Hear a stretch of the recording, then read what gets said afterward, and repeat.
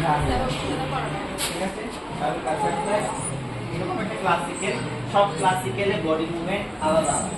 ঠিক আছে, সব ক্লাসিক্যালে কি হয়, বডি পুরোটা এগিয়ে না কিন্তু। ভালো করে স্যারটা শোনো কি বলে, স্যার দিয়ে লক্ষ্য রাখো।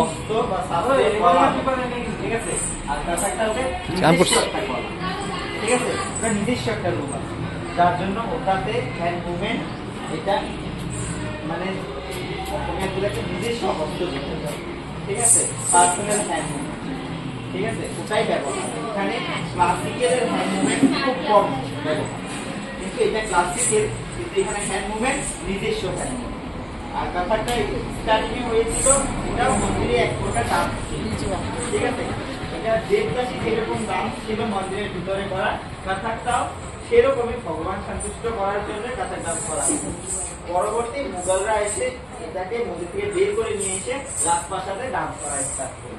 তখন থেকে ঘরানা টাইপ ভাগ হয়ে গেল। ঠিক আছে, কাথাকের ঘরানা আছে 4-5। ঠিক আছে, কারণ মুঘল ঘরানা এক প্রকার, জয়পুর ঘরানা, বানারস ঘরানা, বারাণসী ঘরানা, এরকম কয়েকটা ঘরানা ভাগ করা আছে। ঠিক আছে, এটা আগে মন্দিরে হতো, এখন রাজদরবারে ভাগ।